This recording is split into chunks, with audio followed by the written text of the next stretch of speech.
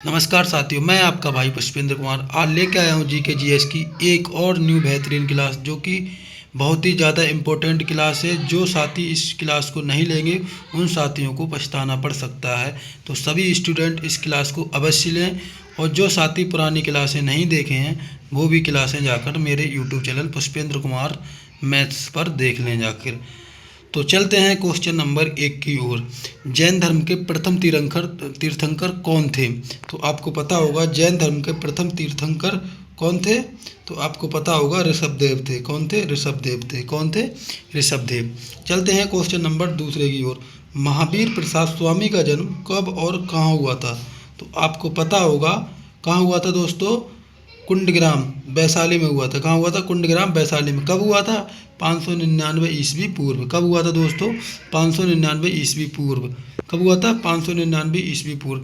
दोस्तों एक चीज़ और बता दूं, ये जो जीके जीएस की सीरीज मैं करा रहा हूं दोस्तों, ये एग्ज़ाम की दृष्टि से यूपीएसआई वाले बच्चे भी ले सकते हैं। यूपी पुलिस के लिए जो 2025 में भर्ती आएगी उसके लिए बहुत ज़्यादा इंपॉर्टेंट है, जो कि 40,000 भर्ती आने वाली है, जिसकी घोषणा योगी आदित्यनाथ द्वारा की गई है। अगर मेरी वीडियो अगर आप लोगों को अच्छी भी लगती हो ना तो चैनल को सब्सक्राइब कर लें ताकि आने वाली हर वीडियो आप तक पहुंचती रहे, और नोटिफिकेशन को ज़रूर ऑन कर लें ताकि आने वाली हर वीडियो से आप ना चूकें। ध्यान रहे दोस्तों। चलते हैं क्वेश्चन नंबर अगले की ओर। आचार्य महावीर 24वें तीर्थंकर थे। आचार्य महावीर थे, वो 24वें तीर्थंकर थे। कौन थे? 24वें तीर्थंकर। ध्यान रहे दोस्तों। चलते हैं अगले क्वेश्चन की ओर। जैन धर्म के वास्तविक संस्थापक कौन थे? जैन धर्म के वास्तविक संस्थापक कौन थे दोस्तों? जैन धर्म के वास्तविक संस्थापक कौन थे? महावीर स्वामी थे। कौन थे? महावीर स्वामी थे। ध्यान रहे दोस्तों। चलते हैं अगले क्वेश्चन की ओर। महावीर स्वामी के बचपन का नाम क्या था दोस्तों? तो आपको पता होगा वर्धमान था। क्या नाम था दोस्तों? वर्धमान था। ध्यान रहे दोस्तों, वर्धमान इनके बचपन का नाम था। ध्यान रहे दोस्तों। महावीर स्वामी का विवाह कहाँ हुआ था? तो आपको पता होगा महावीर स्वामी का विवाह कौंडिन्य गोत्री कन्या मानी यशोदा से हुआ था। किससे हुआ था? कौंडिन्य गोत्री कन्या यानी यशोदा से हुआ था। किससे हुआ था? यशोदा से। इनकी पत्नी का नाम यशोदा था। ध्यान रहे दोस्तों। तो महावीर स्वामी के जीवन कृत्यों एवं अन्य समकालिकों से उनके संबंधों का विवरण किसमें मिलता है? तो आपको पता होगा भगवती सूत्र में मिलता है। ध्यान रहे दोस्तों। किसमें मिलता है? भगवती सूत्र में मिलता है। ध्यान रहे दोस्तों, भगवती सूत्र मिलता है। महावीर स्वामी के जीवन कृत्यों एवं अन्य समकालिकों से उनके संबंधों का विवरण किस में मिलता है? तो भगवती सूत्र में मिलता है। एक चीज़ और ध्यान रहे, महावीर स्वामी को ज्ञान कहाँ प्राप्त हुआ था? तो आपको पता होगा महावीर स्वामी को ज्ञान की प्राप्ति कहाँ पर हुई थी? द्रविका ग्राम के निकट ऋजुपालिका नदी के तट पर। कहाँ पर? ऋजुपालिका नदी के तट पर। कब हुई थी? और ध्यान रहे दोस्तों, साल वृक्ष के नीचे हुई थी। कहाँ पर? साल वृक्ष के नीचे प्राप्त हुआ था। ध्यान रहे दोस्तों। चलते हैं अगले क्वेश्चन की ओर। महावीर स्वामी की मृत्यु कब और कहाँ हुई थी? तो दोस्तों इस चीज़ का भी आपको ध्यान रखना है, कब और कहाँ हुई थी। 527 ईस्वी पूर्व हुई थी, लगभग पावापुरी हुई थी। पावापुरी में। कहाँ हुई थी? पावापुरी में। ध्यान रहे दोस्तों, कहाँ हुई थी? पावापुरी में। चलते हैं अगले क्वेश्चन की ओर। दोस्तों ये एसएससी जीडी के लिए भी क्लास यही है। ध्यान रहे दोस्तों, एसएससी जीडी के लिए कोई जीके जीएस की और क्लास लेने की ज़रूरत नहीं है, आप इस क्लास को ले सकते हैं। जीके एसएससी जीडी एसएससी के ऑल एग्ज़ाम कोई भी एग्ज़ाम हो उसके लिए ये क्लास इम्पोर्टेंट है। और आज की क्लास बहुत ही बेहतरीन क्लास है। क्लास में अंत तक बने रहें, क्लास को कहीं भी स्किप ना करके देखें। क्लास को स्किप करके देखेंगे तो आपका उसमें लॉस हो सकता है दोस्तों। ध्यान रहे दोस्तों। चलते हैं अगले क्वेश्चन की ओर। अगर पाटलिपुत्र का संस्थापक कौन था? तो आपको पता होगा उदयन था। कौन था? उदयन था। पाटलिपुत्र का संस्थापक था वो उदयन था। कौन था? उदयन था। ध्यान रहे दोस्तों। सर्वप्रथम उदयन ने अपनी राजधानी किसे बनाया था? तो आपको पता होगा पाटलिपुत्र को बनाया था। किसको बनाया था? पाटलिपुत्र को ही सर्वप्रथम उदयन ने अपनी राजधानी बनाया था। ध्यान रहे दोस्तों। मगध साम्राज्य का उदय कब हुआ था? तो आपको पता होगा 6वीं शताब्दी ईसा पूर्व में हुआ था। कब हुआ था? अच्छा दोस्तों, आपको कुछ लोगों को यही चीज़ नहीं पता होगा ईसा पूर्व का मतलब है। तो आपको पता होगा ईसा मसीह से पहले की बात होगी।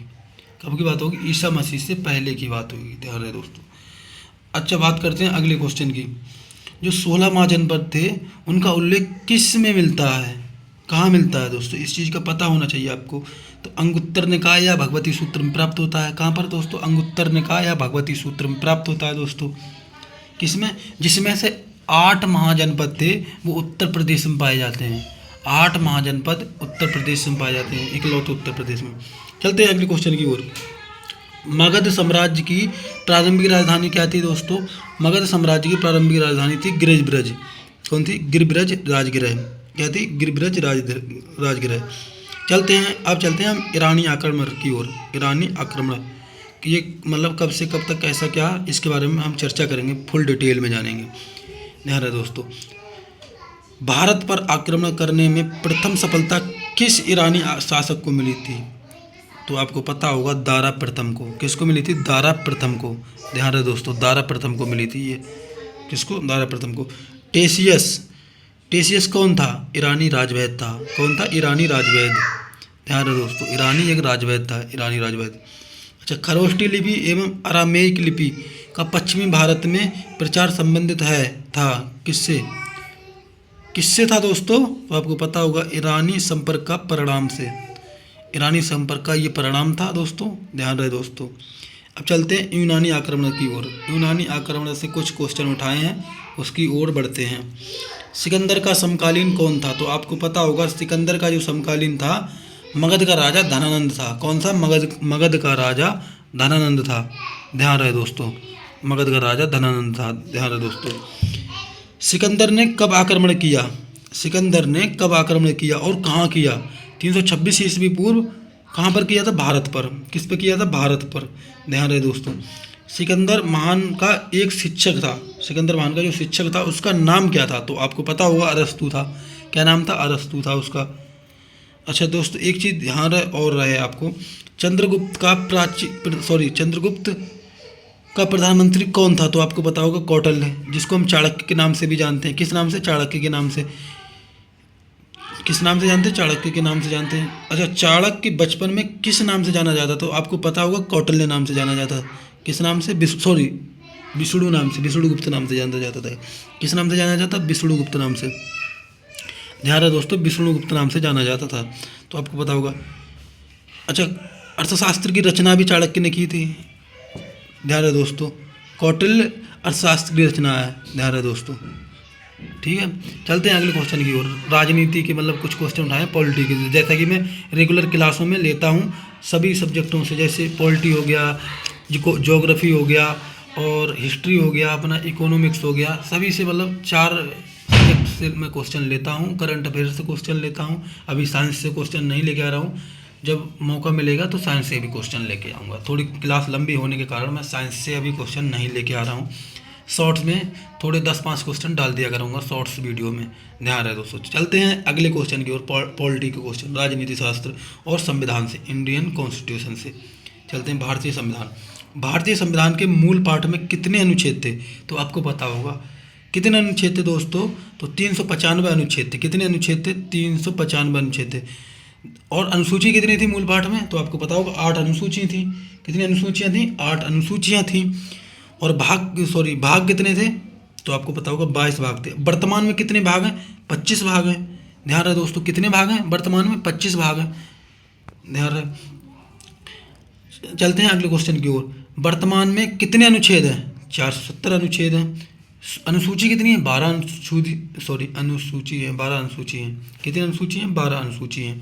ध्यान रहे दोस्तों, भारतीय संविधान में 9वीं अनुसूची राज्य की भूमि सुधार अधिनियमों को संवैधानिक सुरक्षा प्रदान करने हेतु प्रथम संविधान संशोधन अधिनियम 1951 द्वारा जोड़ी गई। कब जोड़ी गई? 1951 अधिनियम द्वारा जोड़ी गई थी। ध्यान रहे दोस्तों।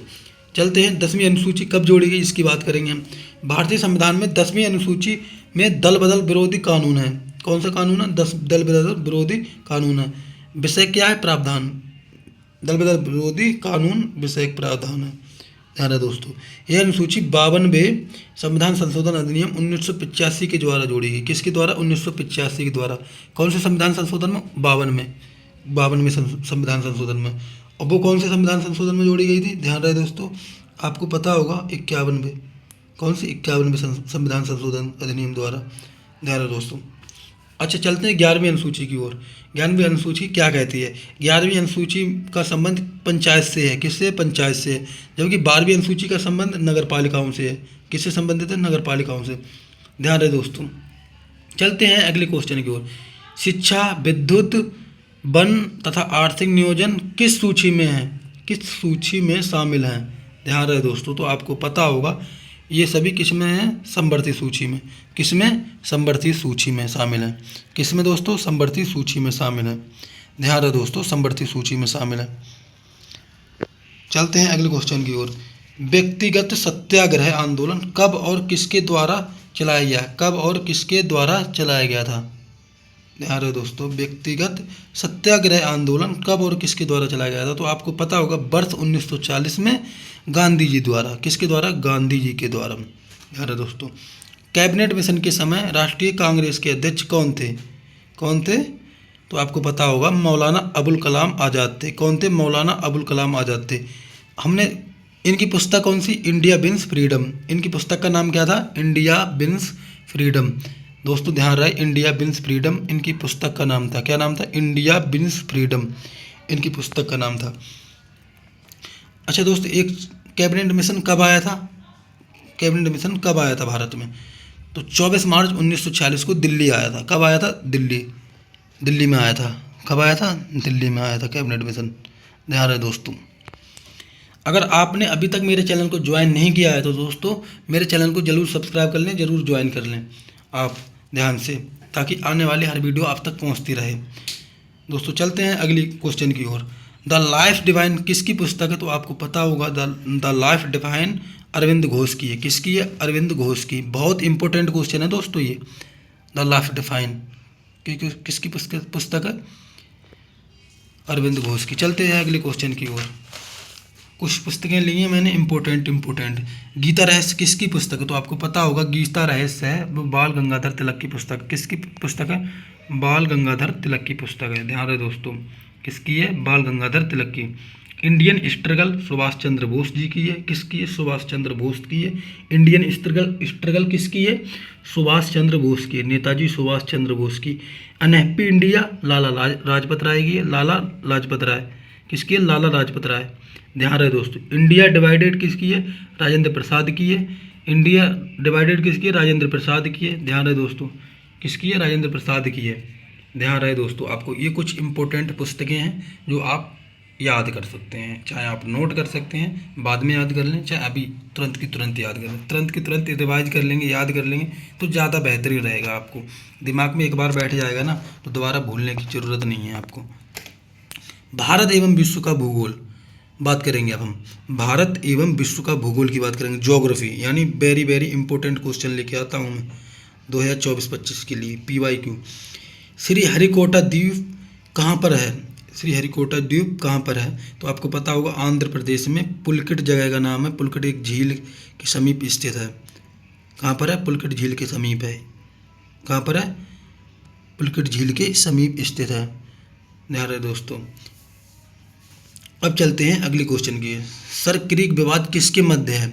सर क्रीक विवाद है वो किस के मध्य है? तो आपको पता होगा भारत और पाकिस्तान के मध्य होता है ये विवाद। किसके मध्य माना गया? भारत और पाकिस्तान के मध्य। जैसा कि आप देख पा रहे हैं दोस्तों, जैसा कि आप क्वेश्चन को देख पा रहे हैं, पढ़ पा रहे होंगे शायद। चलते हैं अगले क्वेश्चन की ओर। प्रथम भारतीय महिला कौन सी हैं जो एवरेस्ट शिखर पर चढ़ने में सफल रही थी और कब? तो आपको पता होगा ये बछेंद्री पाल हैं। कौन है? बछेंद्री पाल हैं। 1984 में गई थी। कब गई थी? 1984 में। ध्यान रहे दोस्तों, कब गई थी? 1984 में दोस्तों। चलते हैं अगले क्वेश्चन की। 2 बार माउंट एवरेस्ट पर विजय प्राप्त करने वाली महिला पर्वतारोही हैं। 2 बार माउंट एवरेस्ट पर विजय प्राप्त करने वाली महिला पर्वतारोही हैं जिनका नाम है संतोष यादव। क्या नाम है दोस्तों? संतोष यादव। क्या नाम है दोस्तों? संतोष यादव। चलते हैं अगले क्वेश्चन की ओर। पाकिस्तान की सीमा को स्पर्श करने वाले भारतीय राज्य एवं केंद्र शासित प्रदेश कौन कौन से हैं? तो आपको पता होगा जम्मू कश्मीर है, लद्दाख है, पंजाब है, राजस्थान है, गुजरात है। कौन कौन से हैं? 5 हैं। जम्मू कश्मीर, पंजाब, राजस्थान, लद्दाख व गुजरात। कौन कौन से दोस्तों? जम्मू कश्मीर, पंजाब, लद्दाख, राजस्थान, गुजरात। ध्यान रहे दोस्तों। चलते हैं अगले क्वेश्चन की ओर। हिमालय की उत्पत्ति कैसे हुई? हिमालय की उत्पत्ति कैसे हुई? भारतीय प्लेट तथा यूरेशियन प्लेट की टक्कर से। किससे हुई थी? भारतीय प्लेट तथा यूरेशियन प्लेट की टक्कर से हुई थी। किससे हुई थी? यूरेशियन प्लेट की टक्कर से हुई थी। ध्यान रहे दोस्तों। चलते हैं अगले क्वेश्चन की ओर। अगला क्वेश्चन क्या कहता है हमारा? किस रेखा से भारत एवं चीन के मध्य सीमा का निर्धारण होता है? ध्यान रहे दोस्तों। किस रेखा से भारत एवं चीन के मध्य सीमा का निर्धारण होता है? तो आपको पता होगा मैक-मोहन रेखा से। किस रेखा से? मैक-मोहन रेखा है जो, उससे होता है। अक्साई चीन किस पठार का भाग है? तो आपको पता होगा लद्दाख पठार है, उसका भाग है। किसका? अक्साई चीन किस पठार का भाग है? लद्दाख पठार का भाग है। किसका भाग है दोस्तों? लद्दाख पठार का भाग है दोस्तों। किसका भाग है? लद्दाख का। लद्दाख कहाँ है? भारत में। ध्यान रहे दोस्तों। चलते हैं अगले क्वेश्चन की ओर। अब जो मैंने क्वेश्चन लिए हैं वो इकोनॉमिक्स से हैं, भारतीय अर्थव्यवस्था से, अर्थशास्त्र से। ध्यान रहे दोस्तों। चलते हैं अगला क्वेश्चन क्या कहता है? राष्ट्रीय आय का आकलन कब और किसने किया था? राष्ट्रीय आय का आकलन कब और किसने किया था? दादा भाई नेहरूजी ने। किसने किया था? दादा भाई नेहरूजी ने 1867 और 68 में किया था। किस में किया था? 1867 में और 68 में। भारत एशिया का पहला देश है जिसने कांडला में एशिया का पहला निर्माण प्रसंस्करण क्षेत्र वर्ष 1965 में स्थापित किया। कब किया था? 1965 में। ध्यान रहे दोस्तों। थ्योरिकल क्वेश्चन लेके आता हूँ दोस्तों। ऐसे क्वेश्चन कोई नहीं लेके आता जैसे मैं लेके आता हूँ, शायद मेरा मानना है। जहाँ तक थ्योरिकल कोई नहीं पढ़ाता होगा, PYQ यानी ऑप्शन वाइज पढ़ाते होंगे आपको। टिक किया निकल लिए, टिक किया निकल लिए। दोस्तों मैं कॉपी पे ज़रूर लेके आता हूँ, लेकिन थ्योरिकल लेके आता हूँ, थ्योरी वाइज। जैसे कि आपको कोई दिक्कत ना हो, थ्योरी वाइज आप रिवाइज कर सकते हैं, लिख सकते हैं, नोट्स बना सकते हैं, बिल्कुल मेरी तरह। तो चलते हैं क्वेश्चन नंबर 3 की ओर। देश में रोजगार प्रदान करने वाला एक महत्वपूर्ण क्षेत्र है जिसका क्या नाम है? कपड़ा उद्योग है। कौन सा उद्योग है दोस्तों? कपड़ा उद्योग है। कौन सा उद्योग है दोस्तों? कपड़ा उद्योग है। जूट के सामान का केंद्र है कौन सा? पश्चिम बंगाल के निकट है वो टीटागढ़। कौन सा? टीटागढ़। पश्चिम बंगाल के अंदर है वो, टीटागढ़ आता है वहाँ पर जूट के सामान का केंद्र। ध्यान रहे दोस्तों। रेशम वस्त्र उत्पादन का केंद्र कौन सा है? कर्नाटक राज्य का बेंगलुरु। कौन सा है? कर्नाटक राज्य का बेंगलुरु। ध्यान रहे दोस्तों। चलते हैं अगले क्वेश्चन की ओर। कोयले का सर्वाधिक उपयोग कहाँ हुआ था? कोयले का सर्वाधिक उपयोग ऊर्जा उत्पादन में होता है। कहाँ पर होता है? ऊर्जा उत्पादन में। ध्यान रहे दोस्तों। कहाँ पर होता है? ऊर्जा उत्पादन में। किस में होता है? ऊर्जा उत्पादन में होता है। ध्यान रहे दोस्तों। कब होता है? ऊर्जा उत्पादन में होता है। ध्यान रहे दोस्तों। चलते हैं अगले क्वेश्चन की ओर। ऊनी वस्त्र की जो मिलें हैं लगभग 50% पंजाब में हैं। कहाँ पर है? 50% पंजाब में। और पंजाब में अधिकांश वस्त्र मिलें हैं। पंजाब में लगभग अधिकांश वस्त्र मिलें हैं। वस्त्र की जो मिलें हैं पंजाब में अधिकांश हैं। ध्यान रहे दोस्तों। अमृतसर और गुरदासपुर एवं लुधियाना में भी हैं। इन जगहों पर भी हैं, अमृतसर, गुरदासपुर एवं लुधियाना में भी। जो 2019 का था, चुनाव था, उसमें सनी देओल वहाँ से सांसद थे। कहाँ से? गुरदासपुर से। ध्यान रहे दोस्तों। सनी देओल एक एक्टर है। ध्यान रहे दोस्तों, अभिनेता। चलते हैं अगले क्वेश्चन की ओर। कालीन उत्पादन के लिए उत्तर प्रदेश का कौन सा जिला है? तो आपको पता होगा भदोही। अच्छा, कालीन उद्योग में अग्रणी जिला कौन सा है? तो आपको पता होगा शाहजहाँपुर है। कौन सा है दोस्तों? शाहजहाँपुर है। शाहजहाँपुर है। उद्योग की बात कर रहा हूँ दोस्तों। उद्योग में और उत्पादन में अंतर होता है, इस चीज़ को आप ध्यान में रख के चलें दोस्तों। चलते हैं अगले क्वेश्चन की ओर। अगला क्वेश्चन क्या कहता है? पैन कार्ड क्या है? तो आपको पता होगा आयकर विभाग द्वारा जारी किया गया कार्ड होता है जिस पर व्यक्ति का नाम, जन्म तिथि, पैन नंबर अंकित होता है। क्या नाम होता है? क्या होता है दोस्तों? पैन कार्ड क्या है? तो आपको पता होगा आयकर विभाग द्वारा जारी किया गया कार्ड होता है जिस पर व्यक्ति का नाम होता है, जन्म तिथि होती है, पैन नंबर अंकित होता है। पैन कार्ड को किसको प्रमाणित नहीं करता? पैन कार्ड किसको प्रमाणित नहीं करता? तो आपको पता होगा पते को, यानी एड्रेस को प्रमाणित पैन कार्ड नहीं करता है दोस्तों। किसको प्रमाणित नहीं करता है? एड्रेस को, यानी आपके पते को कौन प्रमाणित करता है? तो आपको पता होगा आधार कार्ड, पहचान पत्र, ये आपके पते को प्रमाणित करते हैं। ध्यान रहे दोस्तों। अगर वीडियो मेरी अच्छी लगी हो तो आप चैनल को सब्सक्राइब कर लें ताकि आने वाली हर वीडियो आप तक पहुंचती रहे और आपको आने वाले सभी एग्जामों में कोई भी टेंशन ना रहे। जब तक पुष्पेंद्र सर जिंदाबाद हैं तब तक आपको कोई टेंशन नहीं होगी। ध्यान रहे दोस्तों। तो नमस्कार साथियों, धन्यवाद। अगर वीडियो अच्छी भी लगी हो तो चैनल को सब्सक्राइब और लाइक ज़रूर कर देना वीडियो को। नमस्कार, धन्यवाद।